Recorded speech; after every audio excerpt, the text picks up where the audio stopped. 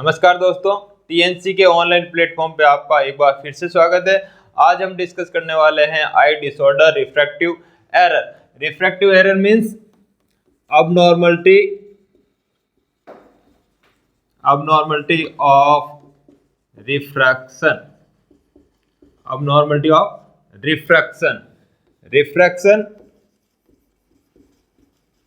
Refraction होता है जब लाइट रेज एक मीडिया से दूसरे मीडिया से पास होती है। लाइट रेज क्या होती है? एक मीडिया से दूसरे मीडिया में पास होती है, तो लाइट रेज का जो डायरेक्शन था वो डायरेक्शन चेंज हो जाता है, जिसको बोलते हैं रिफ्रैक्शन। जैसे एग्जांपल देख लेते हैं, ये एक मीडिया है, नेक्स्ट ये अदर मीडिया है। ये लाइट रेज क्या, फर्स्ट मीडिया है एयर, सेकंड मीडिया है वाटर। जैसे ये लाइट रेज है, ये क्या आपने फ्लो पैरेलल पैटर्न में फ्लो कर रही है। जैसे ही इसका मीडिया चेंज हो गया, फर्स्ट ये लाइट रेज किससे फ्लो हो रही थी? एयर, और नेक्स्ट ये जो एंटर किस में कर रही है? वाटर में एंटर करते ही ये क्या होती है? जो लाइट रेज है वो अपनी डायरेक्शन, जो इसका डायरेक्शन क्या था? ये डायरेक्शन था, और डायरेक्शन से ये क्या हो गया? बेंड हो गई, और इस बेंड को क्या बोलते हैं? रिफ्रैक्शन। ये बैंड किस पर डिपेंड करेगा? ये बैंड डिपेंड करता है जो ये मीडिया है, मीडिया की ऑप्टिक डेंसिटी पे डिपेंड करता है ये बैंड। जिस मीडिया की ऑप्टिक डेंसिटी ज्यादा होगी वहां पे बैंड भी क्या होगा? ज्यादा देखने को मिलेगा। और ये बैंड मेजर किस में करते हैं? ये बैंड मेजर करते हैं रिफ्रैक्टिव इंडेक्स में। ये बैंड मेजर करते हैं रिफ्रैक्टिव इंडेक्स मींस जो ये बैंड हो रहा है उसको मेजर करते हैं रिफ्रैक्टिव इंडेक्स में। और जिस मीडिया की ऑप्टिक डेंसिटी क्या होगी? ज्यादा होगी, उस केसेस में रिफ्रैक्टिव इंडेक्स भी ज्यादा होगा।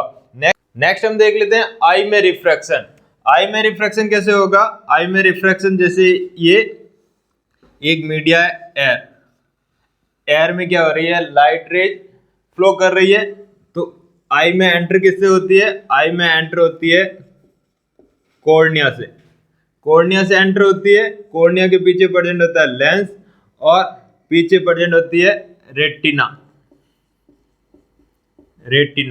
ये क्या है? लेंस। यहाँ पे क्या है? एयर।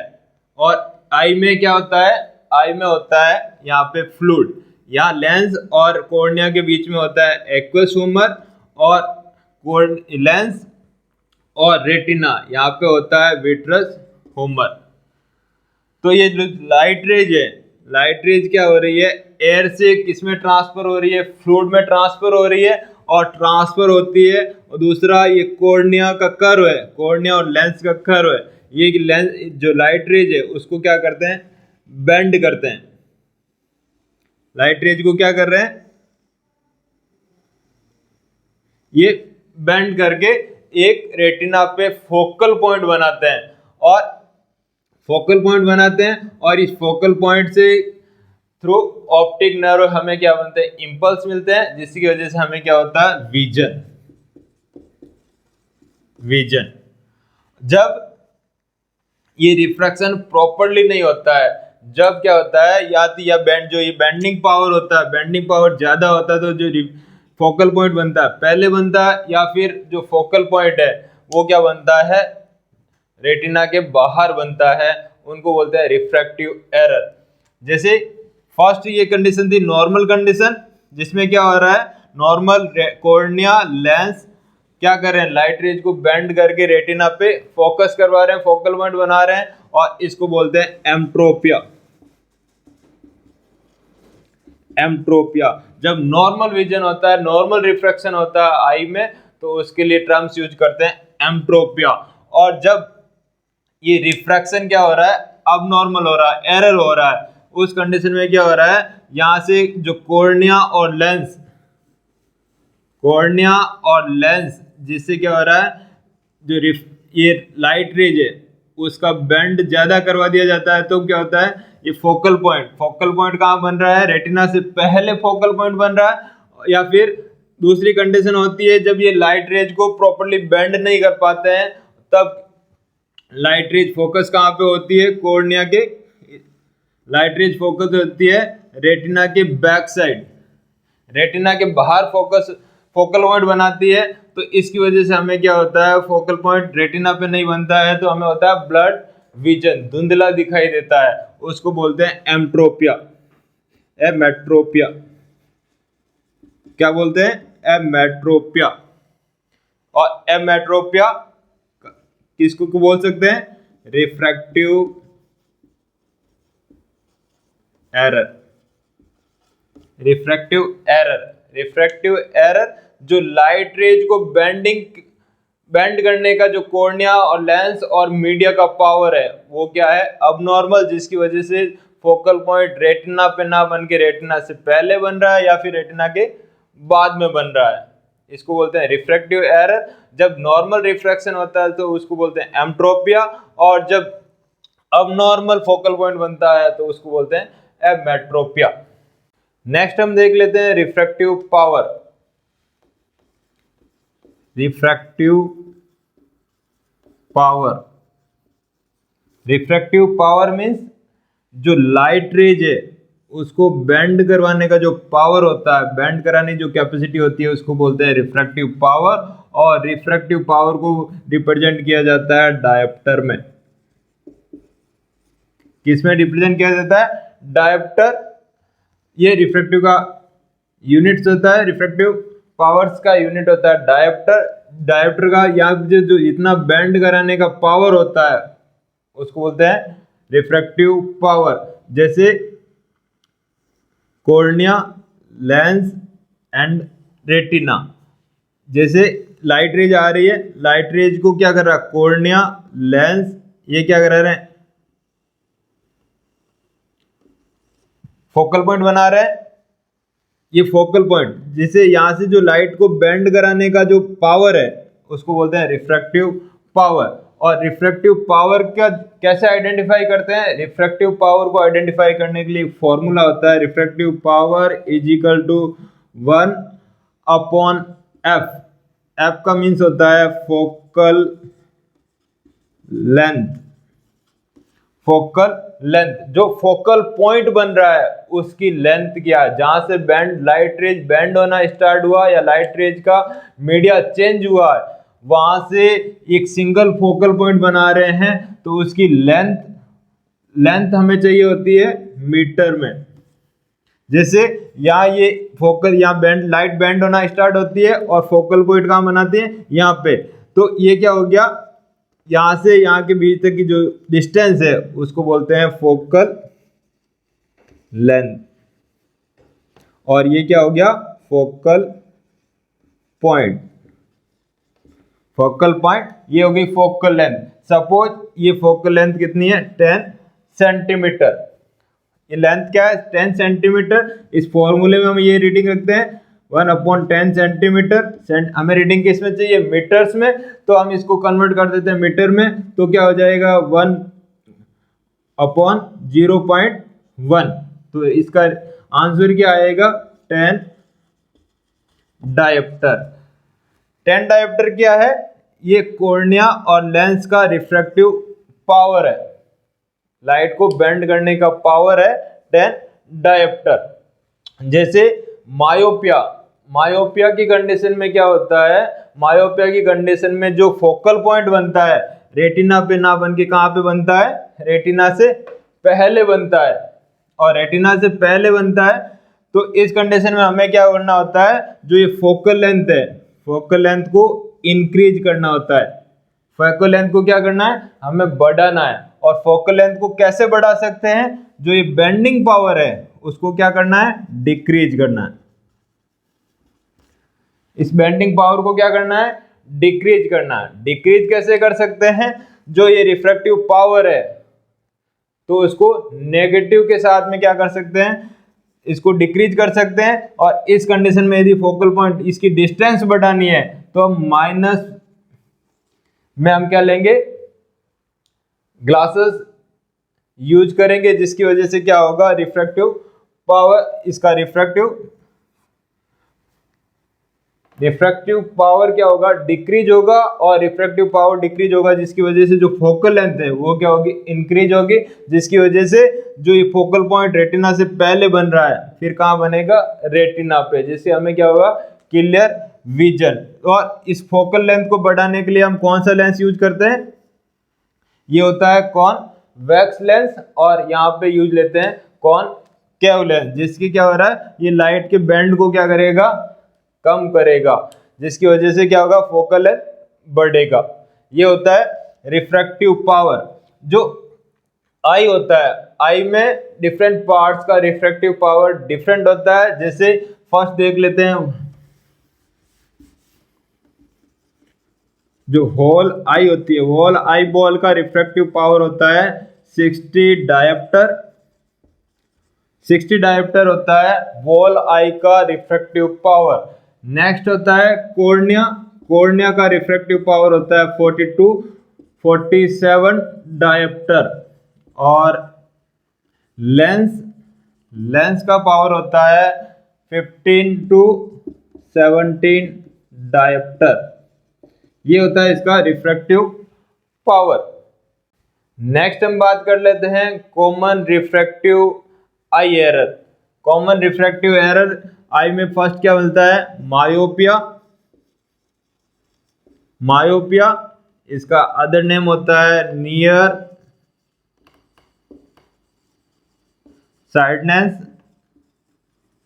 Near sightedness. और इसमें क्या होता है, मायोपिया में इसमें नियर का क्या दिखाई देता है, क्लियर विजन होता है, और फार का क्या होगा, ब्लड विजन होता है।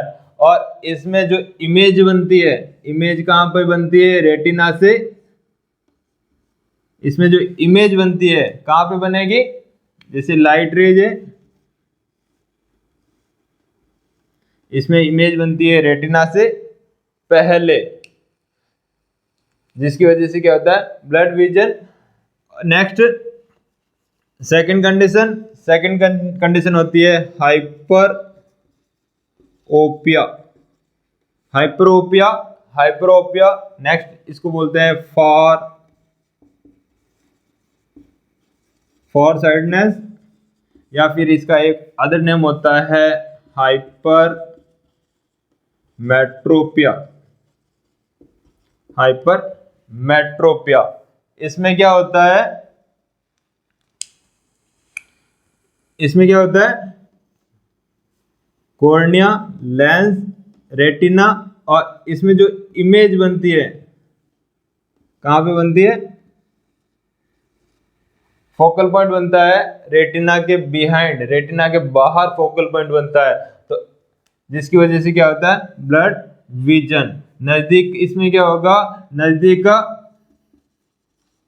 ब्लड दिखेगा, और फार का क्या होगा, क्लियर विजन होगा। आपने देखा होगा जब ओल्ड एज के पर्सन होते हैं, तो ओल्ड एज के पर्सन जो उनको नजदीक का अच्छा नहीं दिखता है, तो वो क्या करते हैं, ऐसे दूर में ले जाके उसको जितना हो सकता है उसको दूर ले जाके देखने की कोशिश करते हैं, क्योंकि उनका नजदीक का जो ये लेंस का अकोमोडेशन है, इसका अकोमोडेशन कॉर्निया की वजह से क्या हो रहा है, ये इसका विजन फोकल पॉइंट क्या बन रहा है, रेटिना के बाहर बन रहा है। नेक्स्ट हम देख लेते हैं नेक्स्ट कंडीशन।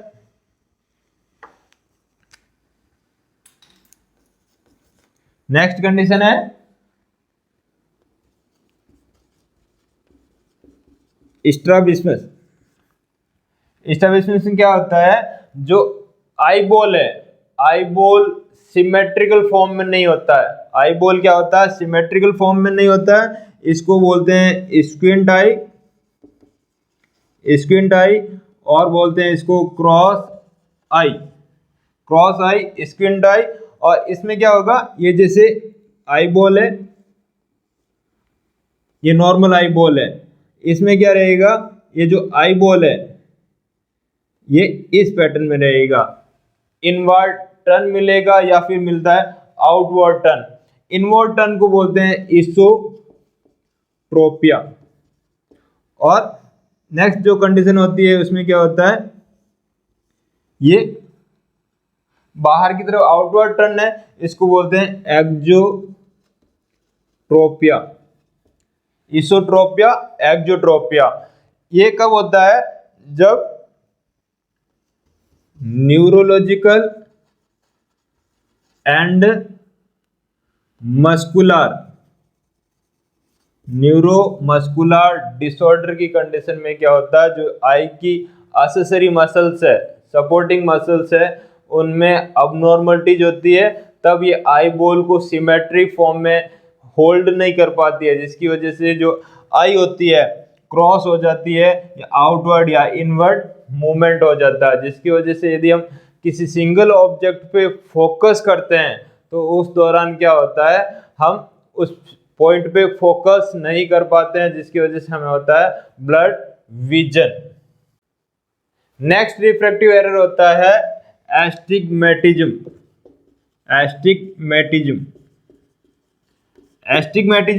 एस्टिग्मेटिज्म होता है जब ये कोर्निया और कोर्निया का जो ये कर्व है वो क्या होता है, अबनॉर्मल होता है। कोर्निया का कर्व क्या है, अबनॉर्मल पैटर्न में होता है, जिसकी वजह से क्या होता है, जो लाइट रेज है, ये लाइट रेज क्या होती है, रेटिना पे सिंगल पॉइंट में फोकल पॉइंट नहीं बनाती है, मल्टीपल फोकल पॉइंट बनाती है, क्योंकि इसका कर्व है, फर्स्ट क्या हो गया, ये कर्व है और दूसरा ये कर्व है। तो ऐसे कर्व की सिचुएशन में क्या होता है, रेटिना से पहले या रेटिना के बाहर मल्टीपल फोकल पॉइंट बनते हैं, और इस दौरान जो मल्टीपल फोकल पॉइंट बनते हैं तो जिसकी वजह से होता है near and far blood vision. Near far blood vision क्यों हो रहा है, क्योंकि ये रेटिना पे सेंसिटिव लेयर पे फोकल पॉइंट नहीं बना रहे हैं, या फोकल पॉइंट बनेगा पहले या फिर फोकल पॉइंट बनेगा रेटिना के बाहर, जिसकी वजह से क्या होता है ब्लड विजन। और ऐसे एस्टिग्मेटिज्म में आपको देखने को मिल सकता है double vision, diplopia, double vision देखने को मिलता है, जिसको बोलते हैं डिप्लोपिया। ये क्यों बनते हैं, क्योंकि ये जो मल्टीपल फोकल पॉइंट बन रहे हैं, जिसकी वजह से हमें डबल विजन देखने को मिल सकता है या ब्लड विजन देखने को मिल सकता है। और एस्टिग्मेटिज्म किससे अराइज हो रहा है, जो ये कॉर्निया का कर्व है वो क्या है, अबनॉर्मल कर्व है, जिसकी वजह से क्या हो रहा है, लाइट रेज जो बेंड हो रही है वो प्रॉपरली बेंड नहीं हो पा रही है। इसमें जो एस्टिग्मेटिज्म में जो ट्रीटमेंट भी होता है, तो ट्रीटमेंट क्या करते हैं, जो ये कॉर्निया है तो इस कॉर्निया को रिपेयर करते हैं, कॉर्निया को क्या करते हैं, रिपेयर, जिसको बोलते हैं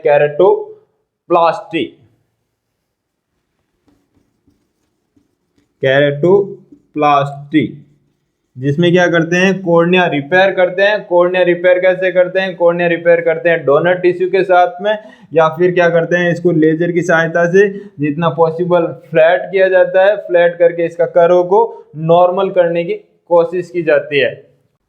एस्टिग्मेटिज्म के केसेस में यूज किया जाता है सिलेंड्रिकल ग्लासेस यूज किए जाते हैं, जिससे विजन करेक्शन किया जाता है। और जो अदर होता है, जैसे यदि कॉर्निया में कर्वेचर डिफरेंस नहीं होता है तो उनमें यूज किया जाता है स्फेरिकल ग्लासेस यूज किए जाते हैं। स्फेरिकल शेप में जो राउंडेड शेप में होते हैं, राउंडेड शेप में, और जो सिलेंड्रिकल शेप होते हैं उसमें कैसे होता है, बेलनाकार शेप में होते हैं।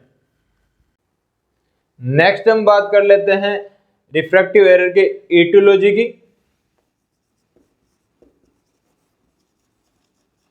एटियोलॉजी जैसे नॉर्मल रिफ्रैक्शन कैसे होता है, कॉर्निया, लेंस एंड रेटिना। जो लाइट रेज है, लाइट रेज को बेंड करेगा कॉर्निया, लेंस बेंड करके कहां पे फोकल पॉइंट बनाएंगे,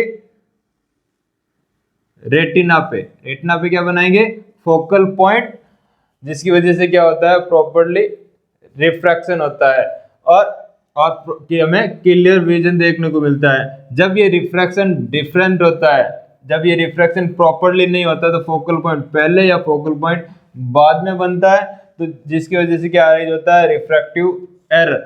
जैसे फर्स्ट एटियोलॉजी है एक्सियल लेंथ।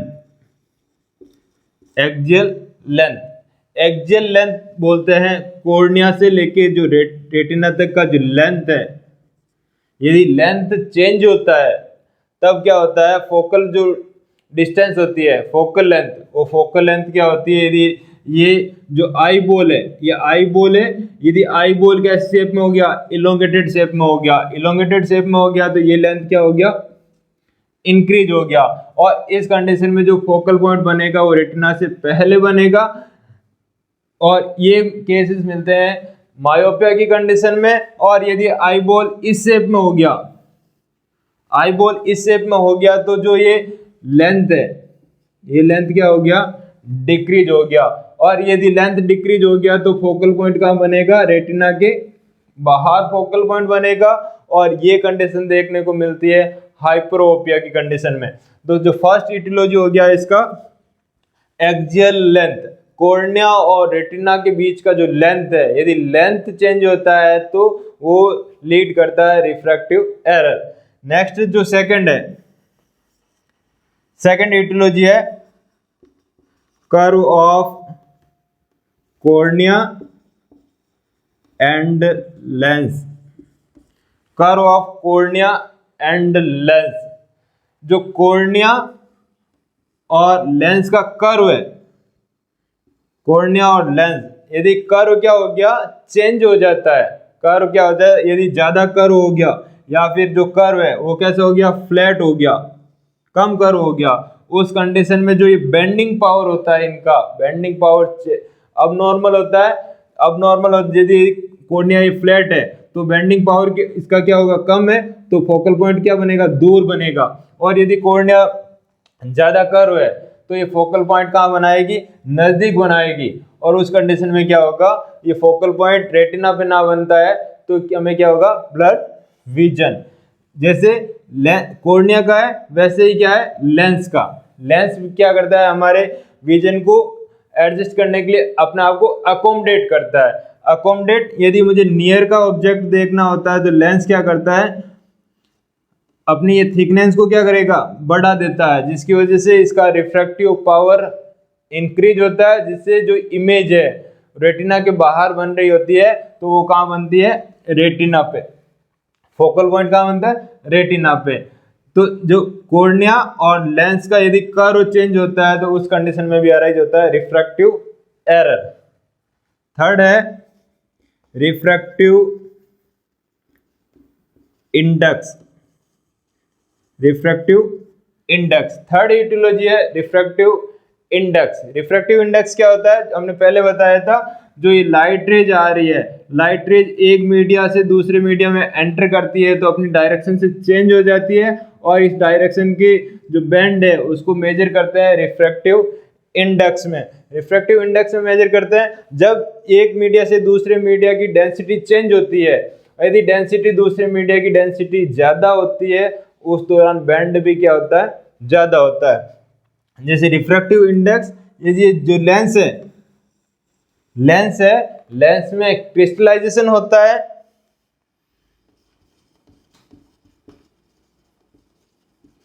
क्रिस्टलाइजेशन होता है तो इसका रिफ्रैक्टिव इंडेक्स क्या होगा, इंक्रीज हो जाएगा। क्रिस्टलाइजेशन जो नॉर्मल इसका, यदि लेंस क्रिस्टलाइज होता है तो क्रिस्टलाइजेशन की कंडीशन में इसकी क्या हो जाएगी, डेंसिटी बढ़ जाएगी। और डेंसिटी बढ़ जाएगी तो क्या होगा, इसका रिफ्रैक्टिव पावर क्या होगा, इंक्रीज होगा। और रिफ्रैक्टिव पावर इंक्रीज होगा तो जो फोकल पॉइंट है वो क्या होगा, रेटिना से पहले बनेगा, फोकल लेंथ क्या होगा, डिक्रीज हो जाएगा। तो ये नेक्स्ट जो इटियोलॉजी होता है रिफ्रैक्टिव इंडेक्स, ये रिफ्रैक्टिव एरर का इटियोलॉजी है। फर्स्ट इटियोलॉजी है एक्सियल लेंथ। एक्सियल लेंथ में कॉर्निया और रेटिना के बीच का जो लेंथ यदि चेंज होता है तब अराइज होता है रिफ्रैक्टिव एरर। सेकंड है curve of cornea and lens. यदि लेंस का और कॉर्निया का कर्व अब नॉर्मल होता है तो कर्व क्या करता है, हेल्प करता है बेंडिंग में, और कर्व चेंज होता है तो जो बेंड है वो क्या होगा, अब नॉर्मल होता है, जिससे अराइज होता है रिफ्रैक्टिव एरर। थर्ड है रिफ्रैक्टिव इंडेक्स। यदि जो ये मीडिया है, फर्स्ट जैसे यहाँ पे मीडिया कौन क्या था, एयर, और यहाँ पे मीडिया क्या है, लिक्विड, जो मीडिया, और साथ में ये है कॉर्निया और लेंस का शेप, ये क्या करते हैं, लाइट रेज को बेंड करते हैं। तो यदि लेंस में क्रिस्टलाइजेशन हो जाता है। क्रिस्टलाइजेशन मीन्स बहुत सारे क्रिस्टल फॉर्मेशन होता है, तो क्रिस्टल फॉर्मेशन होता है तो जो लेंस की डेंसिटी है वो इंक्रीज हो जाएगी। नेक्स्ट हम बात कर लेते हैं ईटियोलॉजी के बाद में रिस्क फैक्टर की। रिस्क फैक्टर, रिफ्रैक्टिव एरर के रिस्क फैक्टर्स होते हैं। फर्स्ट है एज।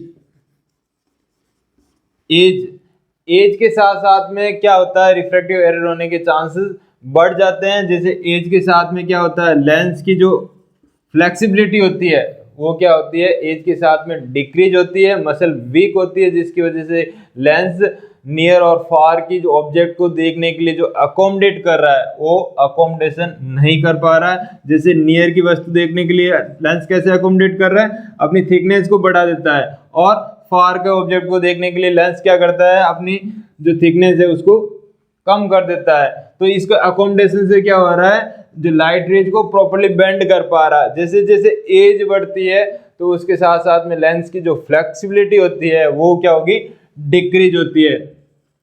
नेक्स्ट जो सेकंड रिस्क फैक्टर है, सेकंड रिस्क फैक्टर है हेरिडिटी। हेरिडिटी में स्पेशली होता है डायबिटीज, डीएम, और ये डायबिटीज, ऑटोइम्यून डिसऑर्डर, ये लीड करते हैं लेंस के क्रिस्टलाइजेशन को। जैसे जैसे हमारा एज होता है, एज के साथ साथ में बॉडी क्या होती है, डीनेचुरेट होती है, और डीनेचुरेट यदि हेरिडिटिकल डीएम, ऑटोइम्यून डिजीज ये प्रेजेंट होती है तो उस कंडीशन में क्या होता है, लेंस का crystallization compare to normal person ज्यादा होता है, जिसकी वजह से क्या होता है, refractive error. Third risk factor है आई स्ट्रेन। आई स्ट्रेन, आंखों पे जितना ज्यादा दबाव पड़ेगा तो उसके साथ साथ में आई की मसल्स होती है वो क्या होती है, वीक होती जाएगी। जैसे कोई नियर वर्क ज्यादा करता है, जैसे वॉच रिपेयर करने का वर्क कर रहा है, या रीडिंग कर रहा है, या फिर कंटिन्यू मोबाइल वॉच कर रहा है, उस दौरान हमें क्या होता है, मसल्स को स्ट्रेन करवाया जाता है। जैसे लेंस को जो क्या करवाना है, थिकनेस बढ़ाई जाती है नियर के ऑब्जेक्ट को क्लियर देखने के लिए। तो यदि रेगुलर ये वर्क कर रहा है, आई को रिलैक्स नहीं कर रहा है, तो उस दौरान क्या होता है, जो आई की मसल्स होती है वो क्या हो जाती है, फटिग। और आई मसल्स फटिग होने के साथ साथ में क्या होती है, यदि ये क्रॉनिक पीरियड में होता है तो लीड करता है रिफ्रैक्टिव एरर। ये है आई के रिस्क फैक्टर। रिस्क फैक्टर में फर्स्ट है एज, सेकंड है हेरिडिटी, और थर्ड है आई स्ट्रेन। नेक्स्ट हम बात कर लेते हैं पैथोफिजियोलॉजी की। Pathophysiology due to aetiological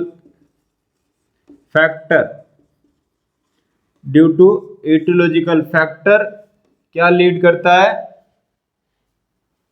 increase crystallisation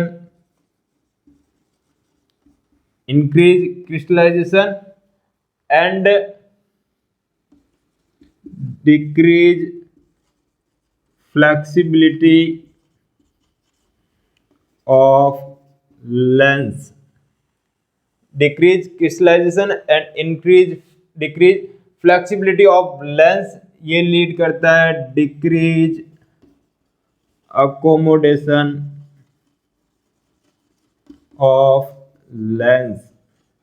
यदि लेंस का अकोमोडेशन क्या हो रहा है, डिक्रीज हो रहा है, लेंस का अकोमोडेशन डिक्रीज होता है तो लेंस जो आई को रिफ्रैक्ट कर रहा है, लाइट को बेंड कर रहा है, वो बेंड नहीं होगा, और बेंड नहीं होगा तो क्या कंडीशन अराइज होगी, रिफ्रैक्टिव एरर।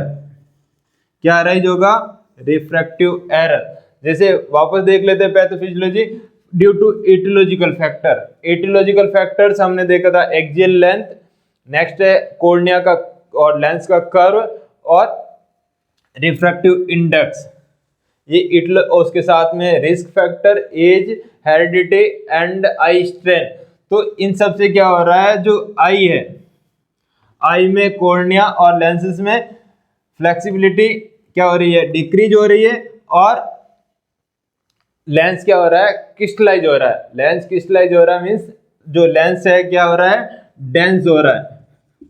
डेंस होता है तो डेंसिटी के साथ में जो रिफ्रैक्टिव बैंड होता है, जो लाइट को बेंड करने का पावर होता है, वो क्या होता है, इंक्रीज होता है, जिसकी वजह से लाइट क्या होती है, ज्यादा बेंड होती है। जो रेटिना पे बेंड ना होगी क्या होती है, पहले होती है। और यदि फ्लेक्सिबिलिटी क्या हो रही है, डिक्रीज हो रही है, फ्लेक्सिबिलिटी डिक्रीज हो रही है, तो उस कंडीशन में क्या होता है, जो लेंस के थ्रू क्या हो रहा है, लाइट को अकोमोडेट किया जा रहा है, वो अकोमोडेट नहीं होता है, तो क्या होगा, जो फोकल पॉइंट बनेगा वो कहाँ पे बनेगा, रेटिना के ये बैक साइड फोकल पॉइंट बनेगा। और इस कंडीशन में कंडीशन अराइज होती है हाइपरओपिया। नेक्स्ट बात कर लेते हैं हम रिफ्रैक्टिव एरर के डायग्नोसिस की। डायग्नोसिस, रिफ्रैक्टिव एरर का डायग्नोसिस करते हैं। फर्स्ट करते हैं, यदि हमें ब्लर विजन दिखाई दे रहा है तो विजन टेस्ट करेंगे। कौन सा टेस्ट करेंगे, visual acuity test. Visual acuity test, visual acuity test करते हैं through Snellen chart. Snellen chart के साथ में क्या करते हैं, विजुअल एक्यूटी टेस्ट करते हैं। और विजुअल एक्यूटी टेस्ट में देखते हैं हम हमारा रिफ्रैक्टिव पावर कितना है, वो आइडेंटिफाई किया जाता है। नेक्स्ट जो सेकंड टेस्ट होता है, सेकंड टेस्ट करते हैं रिफ्रैक्शन। रिफ्रैक्शन, जो लाइट रेज आ रही है, लाइट रेज को हमें रेटिना पे क्या करवाना है, फोकल करवाना है। फोकल पॉइंट कहाँ पे बनाना, रेटिना पे, जैसे कॉर्निया, लेंस। तो रिफ्रैक्शन कैसे करवाते हैं, रिफ्रैक्शन करवाते हैं जो लाइट रेज आ रही है, यदि फोकल पॉइंट पहले बन रहा है तो डिफरेंट टाइप के यहाँ पे क्या यूज करके, ग्लासेस यूज करके फोकल पॉइंट कहाँ पे बनाया जाता है, रेटिना पे। और यदि फोकल पॉइंट रेटिना के बाहर बन रहा है तो यहाँ पे डिफरेंट टाइप के ग्लासेस यूज करके फोकल पॉइंट को रेटिना पे बनाया जाता है। फोकल लेंथ को कम करके क्या करते हैं, रिफ्रैक्शन हम रेटिना पे फोकस करवा रहे हैं। तो ये डिफरेंट टाइप के ग्लासेस यूज करके हम फोकल पॉइंट की लेंथ कम या ज्यादा कर रहे हैं, उसको बोलते हैं रिफ्रैक्शन। और रिफ्रैक्शन के लिए जो ऑथराइज्ड पर्सन होता है वो होता है ऑप्टोमेट्रिस्ट। ऑप्टोमेट्रिस्ट क्या करता है, रिफ्रैक्शन। नेक्स्ट थर्ड टेस्ट होता है, थर्ड कौन सा टेस्ट होता है, ऑप्थेल्मोस्कोपी। ऑप्थेल्मोस्कोपी, ऑप्थेल्मोस्कोपी, ऑप्थेल्मोस्कोपी में कंप्लीट आई का एग्जामिनेशन किया जाता है। जैसे हाइपरोपिया, हाइपरमेट्रोपिया की कंडीशन होती है तो उस कंडीशन में जो रेटिना होता है, रेटिना डिजेनरेट होता है। और डिजेनरेट की कंडीशन में जो रेटिनल डिटैचमेंट और फर्दर कॉम्प्लिकेशन देखने को मिल सकते हैं, तो वो आइडेंटिफाई किया जाता है ऑप्थेल्मोस्कोपी के साथ में। नेक्स्ट हम बात कर लेते हैं रिफ्रैक्टिव एरर के मैनेजमेंट की। मैनेजमेंट, मैनेजमेंट फर्स्ट मैनेजमेंट करते हैं कंजर्वेटिव मैनेजमेंट। कंजर्वेटिव मैनेजमेंट करते हैं ग्लासेस और कॉन्टैक्ट लेंस के साथ। ग्लासेस एंड कॉन्टैक्ट लेंसेज के साथ करते हैं फर्स्ट कंजर्वेटिव मैनेजमेंट। और यदि मायोपिया की कंडीशन है, मायोपिया की कंडीशन में क्या करेंगे, मायोपिया की कंडीशन में जो ये रिफ्रैक्टिव पावर है, रिफ्रैक्टिव पावर को डिक्रीज करेंगे। रिफ्रैक्टिव पावर को डिक्रीज किसके साथ करेंगे, ये कौन सा लेंस होगा, ये होता है कॉन्वेक्स लेंस और ये होता है कॉनकेव लेंस। और कॉनकेव लेंस यूज करते हैं तो कॉनकेव लेंस क्या करता है, जो ये रिफ्रैक्टिव पावर है, इसका बेंडिंग पावर है, बेंडिंग पावर को क्या करता है, डिक्रीज करता है, जिसकी वजह से जो ये फोकल लेंथ है, फोकल लेंथ क्या होगा, इंक्रीज होगा। और यदि रिफ्रैक्टिव पावर को हमें क्या करना है, डिक्रीज करना है, और डिक्रीज करने की कंडीशन में हम कौन सा रिफ्रैक्टिव पावर माइनस का क्या लेते हैं, रिफ्रैक्टिव पावर को नेगेटिव करने के लिए हम लेते हैं नेगेटिव चार्ज का ग्लासेस। जैसे ये कॉनकेव लेंस क्या करेगा, रिफ्रैक्टिव इसका फोकल लेंथ इंक्रीज करेगा, जिसकी वजह से जो फोकल पॉइंट है वो कहां पे बनेगा, रेटिना पे, जिसकी वजह से हमें क्या होगा, क्लियर विजन। नेक्स्ट जो अदर कंडीशन होती है हाइपरोपिया। हाइपरोपिया, हाइपरोपिया में क्या होता है, जो ये रेटिना, रेटिना के पीछे क्या बन रहा है, फोकल पॉइंट,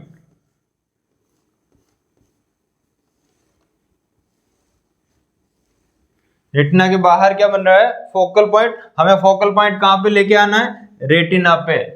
तो हमें क्या करना है, ये जो रिफ्रैक्शन हो रहा है, ये बेंड हो रहा है, बेंड को और क्या करना है, बेंड को बढ़ाना है, जिसकी वजह से जो लेंथ है वो फोकल लेंथ को कम होगी। और इसको बेंड को बढ़ाने के लिए हम क्या लेंगे, इसका रिफ्रैक्शन का पावर बढ़ाना है। पावर बढ़ाने के लिए हम लेते हैं प्लस में लेंसेज, जिससे क्या होता है, ये कौन सा लेंस होता है, कॉन्वेक्स। और यहाँ पर और क्या यूज करेंगे, कॉन्वेक्स लेंस यूज करेंगे, जिसकी वजह से क्या होगा, ये इसका लाइट का बैंड बढ़ेगा। और बैंड बढ़ेगा तो जो ये बैंड कम होने की वजह से फोकल पॉइंट दूर बन रहा है, वो कहाँ पे बनेगा, रेटिना पे, जिसकी वजह से हमें होगा क्लियर विजन।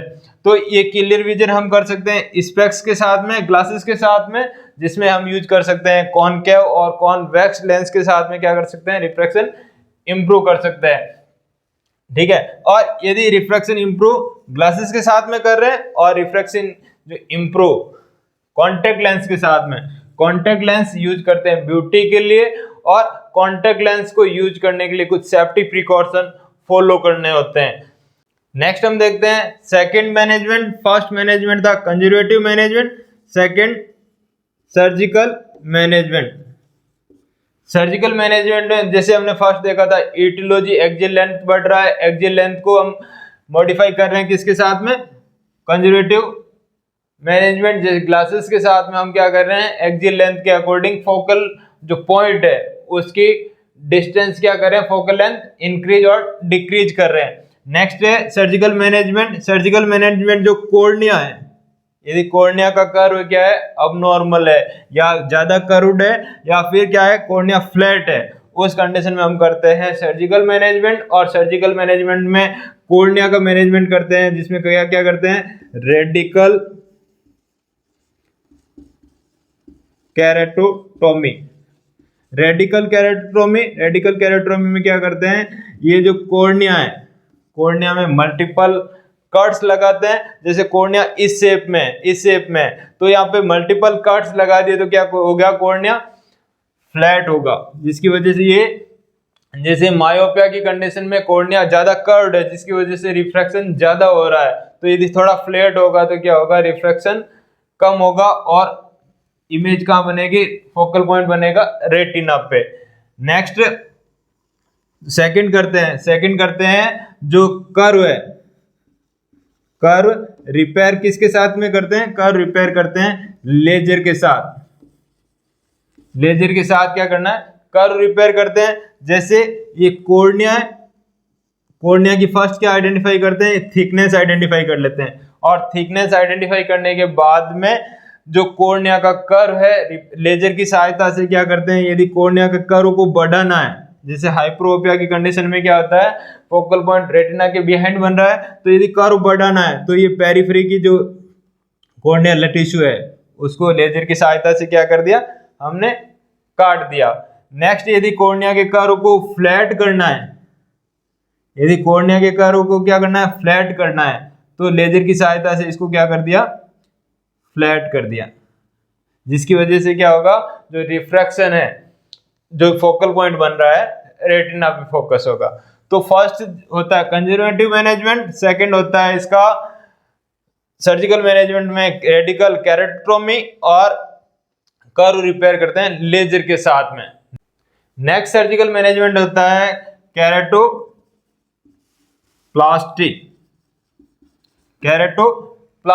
केरेटोप्लास्टी में क्या करते हैं, जो ये एस्टिग्मेटिज्म के केसेस में क्या होता है, कॉर्निया का कर्व होता है वो क्या होता है, डिस्टर्ब होता है, तो कॉर्निया के कर्व को रिपेयर किया जाता है डोनर टिश्यू के साथ में। और डोनर टिश्यू के साथ में ये कॉर्निया को क्या किया जाता है, रिपेयर करके एक लेवल में किया जाता है। ये किसके साथ में किया जाता है, डोनर टिश्यू के साथ में।